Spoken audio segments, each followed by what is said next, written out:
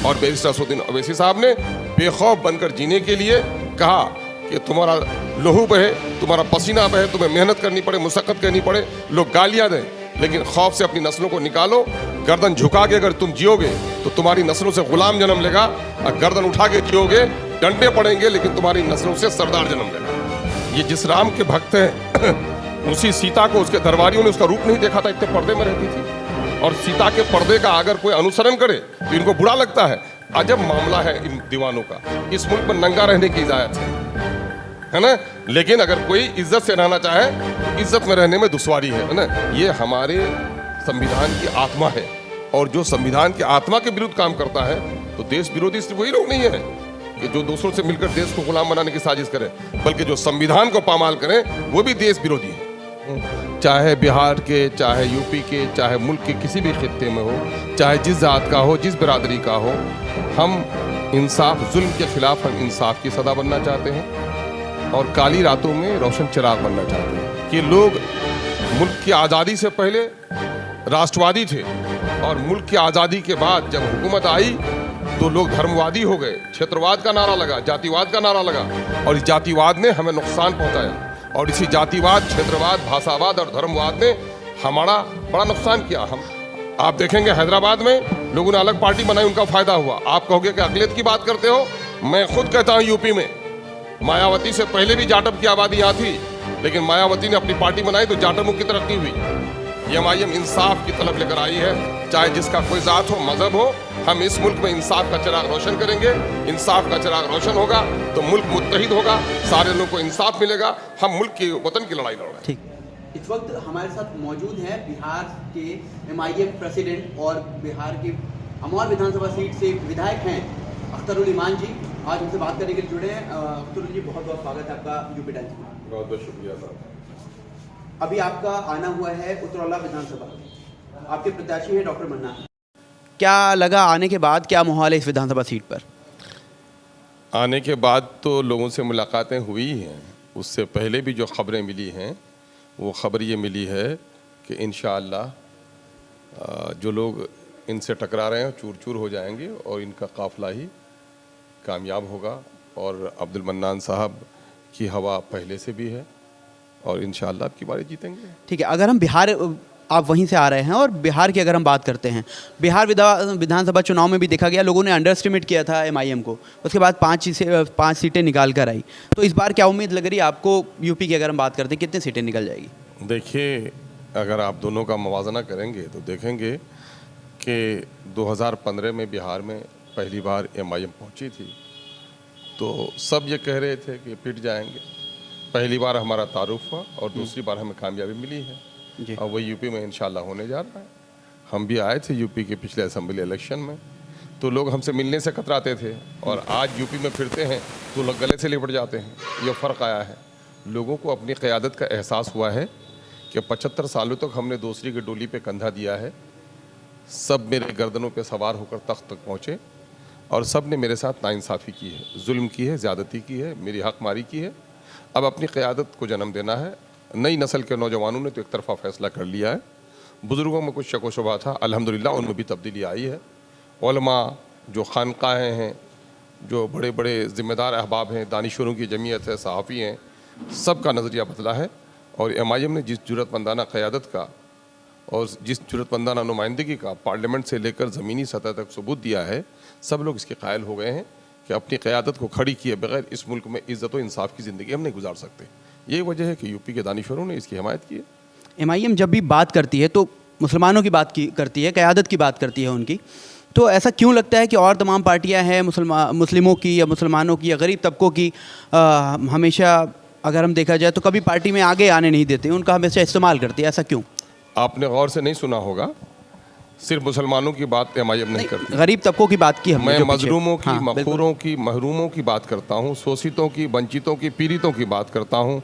चाहे बिहार के, चाहे यूपी के, चाहे मुल्क के किसी भी खित्ते में हो, चाहे जिस जात का हो, जिस बिरादरी का हो, हम इंसाफ, जुल्म के ख़िलाफ़ हम इंसाफ की सदा बनना चाहते हैं और काली रातों में रोशन चिराग बनना चाहते हैं। अंधेरा जहाँ भी हो, चिराग हम रोशन करना चाहते हैं। ज़ात मज़हब पूछकर हम बात नहीं करते। यह और बात है कि हमारे कायद जनाब बैरिस्टर असदुद्दीन ओवैसी साहब अक़लियत से आते हैं तो दूसरों को बात ये पचती नहीं है कि जिनको हमने ग़ुलाम बना कर रखना चाह रहा था वो तो क़यादत के लिए उठ खड़ा हुआ है। ये लोग इस की इल्ज़ाम तराशी करते हैं, हमारा कोई ऐसा नज़रिया नहीं है। ठीक है, जब पार्टी आपके यहाँ बिहार में इलेक्शन ख़त्म हो गया और आपकी पार्टी ने 5 सीटें निकाली, उसके बाद जब तेजस्वी यादव हार गए और ये इल्ज़ाम लगने लगा कि ओवैसी की वजह से वो हार गए, कैसे देखते हैं इसको आप? देखिए, ये बेखबरों की जमात है, इनको पता नहीं है। अभी हमारे यहाँ एक दानिशों की एक जमीयत ऐसी भी है जो पानी में कभी उतरे नहीं और तैरने का सलीका सिखाने वाले लोग हैं। इनको अता पता नहीं है। इन लोगों से पूछ लीजिए कि 2014 के पार्लियामेंट्री इलेक्शन में हमें अगर आप मनहूस समझते हैं तो MIM का कोई मनहूस साया तो यूपी में नहीं आया था, लेकिन 80 में से 73 फ़िरका परस्त जमात के लोग कैसे जीत गए थे? इन्हें हाफजा वगैरह है नहीं, है ना। ये वहम की बुनियाद पर बोलते हैं, सुनी हुई बुनियाद पर बोलते हैं, ये तहक़ीक़ की बात नहीं बोलते हैं। पिछले दिनों में भी वो पिटे थे, वो अपने इंतशार की वजह से हारे हैं और हमने अपने इंसाफ की वजह से जीत हासिल की है। और मामला ये है कि हम लोगों ने तो पहले भी दावत दी थी कि फ़िरका परस्तों को अगर बिहार में शिकस्त देना चाहते हो तो बिहार में कोई ऐसी एक सियासी पार्टी नहीं है जो तनहा लड़ सके, उसके लिए इत्तेहाद की ज़रूरत है ना। तो इत्तेहाद के लिए तो कोई आगे नहीं बढ़े। इनको मामला ये है कि अक़लियत के लोगों को ग़ुलाम बना के रखेंगे, इनको आगे आने नहीं देंगे, इसलिए अब उस भड़म से लोग निकल चुके हैं। और मैं आपको बता दूं कि मुल्क में इस वक्त जो जमहूरी निज़ाम है, बदकिस्मती ये है कि लोग मुल्क की आज़ादी से पहले राष्ट्रवादी थे और मुल्क की आज़ादी के बाद जब हुकूमत आई तो लोग धर्मवादी हो गए, क्षेत्रवाद का नारा लगा, जातिवाद का नारा लगा और इस जातिवाद ने हमें नुकसान पहुंचाया। और इसी जातिवाद, क्षेत्रवाद, भाषावाद और धर्मवाद ने हमारा बड़ा नुकसान किया। हमने तो अलग पार्टी नहीं बनाई, लेकिन कुछ लोग उठे थे, केरल में बनाई लोगों ने अपनी अलग पार्टी कि इनका ठिकाना नहीं है, आज़ादी के वक्त भले ही साथ रहे हैं लेकिन हमें ये इंसाफ नहीं देंगे। उन्होंने अलग पार्टी बनाई, उनका फ़ायदा हुआ। आप देखेंगे हैदराबाद में लोगों ने अलग पार्टी बनाई, उनका फ़ायदा हुआ। आप कहोगे कि अक़लियत की बात करते हो, मैं खुद कहता हूँ यूपी में मायावती से पहले भी जाटव की आबादी यहाँ थी, लेकिन मायावती ने अपनी पार्टी बनाई तो जाटवों की तरक्की हुई। यादव पहले भी थे कांग्रेस में और इसमें उसमें, लेकिन जब अपनी पार्टी बनाई तो उनकी कम्युनिटी एम्पावर हुई। बिहार में यादव पहले भी थे, 90 से पहले भी, लेकिन लालू यादव के आने के बाद उनकी कम्युनिटी एम्पावर हुई। तो मैं समझता हूँ कि अब पूरे मुल्क में जिनकी जो आबादी है उसके दरमियान में से अगर क़यादत नहीं उठेगी तो उसकी कम्युनिटी एम्पावर नहीं हो सकेगी। आज़ादी के वक्त हमारी हैसियत कितनी बुलंद थी और आज़ादी के इन 75 सालों में हमने सबका साथ दिया। किसने मेरे साथ वफा की? आज भी जब बात करेंगे कांग्रेस की तो मीरठ मलियाना की चीखती आवाज़ हमें सुनाई दे रही है। ये तो कल की बात है कि आपके कानों में उन माओ बहनों की लुटी हुई इज्जत की चीख सुनाई नहीं दे रही है, जिनको लोग आज मसीहा समझ रहे हैं। यही मसीहा तो कल बैठे हुए थे जब मुजफ्फरनगर में माओ बहनों की इज्जत और आबरू लुट रही थी, तो लोग भूल जाते इतनी जल्दी। देखिए, इंसान की फितरत नहीं बदलती। इक़्तिदार के भूखे लोग हैं, इक़्तिदार की भूख उनकी है, इंसाफ के तलबगार वो नहीं है। MIM इंसाफ की तलब लेकर आई है, चाहे जिसका कोई ज़ात हो, मज़हब हो। हम इस मुल्क में इंसाफ का चिराग रोशन करेंगे। इंसाफ का चिराग रोशन होगा तो मुल्क मुत्तहिद होगा, सारे लोगों को इंसाफ मिलेगा, हम मुल्क की वतन की लड़ाई लड़ रहे हैं। ठीक है, आप क़यादत की बात करते हैं मुसलमानों की और आपने अभी आज़ादी की बात की, तो आज़ादी की बात अगर आप मानते हैं कि मुसलमानों का ग्राफ गिरा है, ठीक है, तो सबसे बड़ी वजह कौन सी पार्टी को मानते हैं कि इसने इस्तेमाल किया? वो सारी सियासी पार्टियां जिसकी मरकज़ में क़यादत रही या जिसकी रियासतों में क़यादत रही, सब ने एक ही तरफा काम किया कि अक़लियतों का गला घोटना, दलितों को दबाना, पिछड़ों को दबाना, ये काम किया है इन लोगों ने। अब इनके पाँव से ज़मीन खिसक रही है और एक एक करके लोग बदला चुन रहे हैं, क़यादतें उठ रही हैं। अब वो ज़माना गया कि लोग ठगे जाएंगे। नई नस्ल मुबारकबाद की मुश्तहिक है। हमारे दरमियान में नई नस्ल जो गर्दन झुका के जीने की आदी हो गई थी, खौफ, हरास, हर तरफ आतंकवादी यानी अक़लियत के लोग, यानी टाडा, यानी पोटा, ये सब कुछ। लेकिन मैं मुबारकबाद देता हूँ जनाब बैरिस्टर असदुद्दीन ओवैसी साहब को कि इन्होंने एहसास कमतरी में डूबती हुई मिल्लत को हौसला दिया, दलील के साथ उसे कहा कि गर्दन उठा के बात कर, गर्दन झुका के ग़ुलामों की तरह बात न कर। जिस खुदा ने तुझे ज़िंदगानी दी है, मौत भी उसी के कब्ज़े में है। ये हमें मारने के लिए उठेंगे, खुद पटक कर गिरेंगे, हमें नहीं मार सकेंगे। और तू एहसास कमतरी से निकल, अपनी दुनिया आप पैदा कर अगर तू जिंदों में है तो। अल्हम्दुलिल्लाह आज हमारा रिक्शा चलाने वाला भी फ़ख्र से बोलता है कि मैं MIM के साथ हूँ, डरता नहीं, घबराता नहीं है। डर और खौफ, असल आज़ादी ये सियासी नारे की आज़ादी नहीं है, असल आज़ादी है खौफ से नजात की आज़ादी। और बैरिस्टर असदुद्दीन ओवैसी साहब ने बेखौफ बनकर जीने के लिए कहा कि तुम्हारा लहू बहे, तुम्हारा पसीना बहे, तुम्हें मेहनत करनी पड़े, मुशक्क़त करनी पड़े, लोग गालियाँ दें, लेकिन खौफ से अपनी नस्लों को निकालो। गर्दन झुका के अगर तुम जियोगे तो तुम्हारी नस्लों से गुलाम जन्म लेगा, और गर्दन उठा के जियोगे डंडे पड़ेंगे, लेकिन तुम्हारी नस्लों से सरदार जन्म लेगा। तो अल्हम्दुलिल्लाह आज गर्दन उठा के कौन जी रही है। जब वैसी क़यादत की बात करते हैं मुसलमानों की, तो हमेशा आरोप लगता रहता है कि वो धर्म की राजनीति करते हैं। अभी ये इल्ज़ाम लगाने वाले ये तो कहेंगे ही, जो लोग राम के नाम पर सियासत करते रहे हैं वो इस तरह की बात करते हैं, और हमारे यहाँ के कुछ बिचौलिए हैं, है ना, जिनको अपना नाम लेते हुए शर्म आती है, जो उन पार्टियों का टिकट लेके इलेक्शन लड़ते हैं, उन पार्टियों के वफादार हो जाते हैं और हमारी वकालत नहीं कर पाते। ऐसे लोग इस तरह की बात करते हैं। हम किसी की परवाह नहीं करते, हम किसी की परवाह नहीं करते। और देखिए, आसाम में अक्सर अपनी गुफ्तगू में कहता हूँ, आसाम के इलाके में जब हाथी के छोटे छोटे बच्चों को फंसाया जाता है और उनको जंजीरों से बांध कर रखा जाता है, और वो नन्हा हाथी भी इतना ताकतवर होता है कि जंजीरों को मरोड़ देता है, लेकिन बांधते बांधते जब आदी हो जाता है और वह हाथी जवान हो जाता है तो उसके जहन में एक बात होती है कि जंजीर नहीं तोड़ सका था, और नतीजा होता कि बैल के रास्ता में वो बंधा हुआ रहा था उस खूंटे में। आज अक़लियत के लोगों को वही हो गया है। बहुत सारे हमारे जो सो कॉल दानिश्वर हैं कि नहीं साहब 75 सालों से तो हमारी क़यादत खड़ी नहीं हो पाई। अब मैं कहूँ कि जब वो हाथी पागल हो जाता है तो डोरा में बंधा हुआ नहीं रहता, डोरा को नहीं बड़े बड़े घड़ों को तोड़ डालता है, और जो महावत उसके सर पर डंडा चलाता है उसे सड़क के पटक के उसे कुचल भी देता है वो हाथी। तो आज हाथी को पागल होने की ज़रूरत है, हाथी को रस्सी में बंधने की ज़रूरत नहीं है। अक़लियत के लोगों को कहता हूँ कि आपके अंदर में ताकत पैदा करो और जिन लोगों ने जुल्म किया उससे इंसाफ करो। तो मतलब सीधा आपका मैसेज है आप अपने कैंडिडेट्स को है कि पागल हो जाओ? नहीं, दीवानगी और पागलपन के बगैर दुनिया में कामयाबी कब मिली है? मेरे पुरखों ने तो दीवानगी दिखाई थी, है मस्क सुखन जारी और चक्की की मुसीबत भी, एक तुरफा तमाशा हसरत की तबीयत भी। डंडे खाए थे, गांधी के बदन से कपड़े उतरे थे, मौलाना आज़ाद बीवी इंतकाल करके देख नहीं पाए थे, है ना, हसरत मुहानी चक्की चलाते थे, आज़ादी का नारा लगा रहे थे। तो पागल और दीवाने तो हमारे लोग रहे हैं। बगैर दीवानगी के दुनिया में कामयाबी मिली है क्या? मसलहत पसंदी लोगों को गुलामी पर आमादा करती है और दीवानगी इंसान को आज़ादी दिलाती है।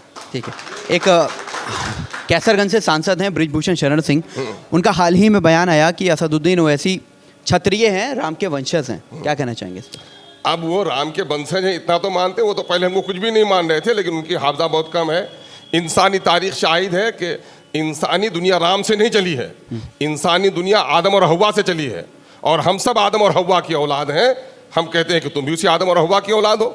हम यही वजह तो है कि हम एक ईश्वर को मानते हैं और सारे इंसानों को एक मानते हैं।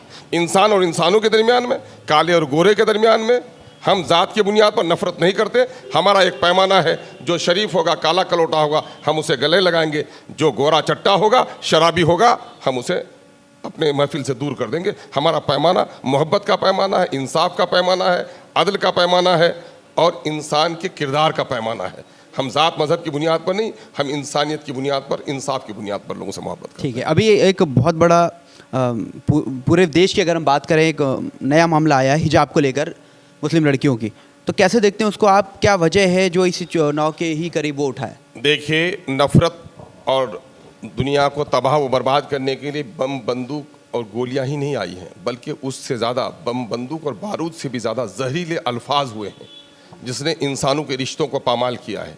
ये फ़िरका परस्त तंजीमें, RSS के आगोश पर पलने वाली सियासी जमातें, इनके जो लोग हैं ये हमेशा जहर फैलाते रहते हैं अक़लियतों के ख़िलाफ़, दलितों के ख़िलाफ़। यही वो तो लोग हैं जो दरवाजे पर कुत्ते को बैठने देते थे, दलितों को बैठने नहीं देते थे। और हमने जो इनको दलितों को ऊपर चढ़ाने का काम किया, उससे नफ़रत करते हैं। और आज इनसे पूछ लो, ये जिस राम के भक्त हैं उसी सीता को उसके दरबारियों ने उसका रूप नहीं देखा था, इतने पर्दे में रहती थी। और सीता के पर्दे का अगर कोई अनुसरण करे तो इनको बुरा लगता है। अजब मामला है इन दीवानों का। इस मुल्क में नंगा रहने की इजाज़त है ना, लेकिन अगर कोई इज्जत से रहना चाहे तो इज्जत में रहने में दुश्वारी है ना। भाई कोई टोपी पहने, कोई टीका लगाए, उससे क्या लेना देना? धर्म अपना अपना है। और यही तो हमारे संविधान की आत्मा है कि सबके धर्म का आदर करो, अपने धर्म का पालन करो। अगर तुम अधर्मी भी हो तो तुम अधर्मी रह जाओ, लेकिन दूसरों के धर्मों का आदर सम्मान करना पड़ेगा। सेकुलरिज्म, धर्मनिरपेक्षता, है ना, ये हमारे संविधान की आत्मा है। और जो संविधान की आत्मा के विरुद्ध काम करता है तो देश विरोधी सिर्फ वही लोग नहीं है कि जो दूसरों से मिलकर देश को गुलाम बनाने की साजिश करें, बल्कि जो संविधान को पामाल करें वो भी देश विरोधी हैं।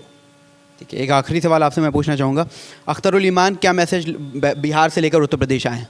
मैं यही कहता हूँ कि मौजूदा वक्त बहुत दिनों के बाद 75 सालों तक मिल्लत की आगोश, मजलूमों की आगोश में कोई बच्चा न था।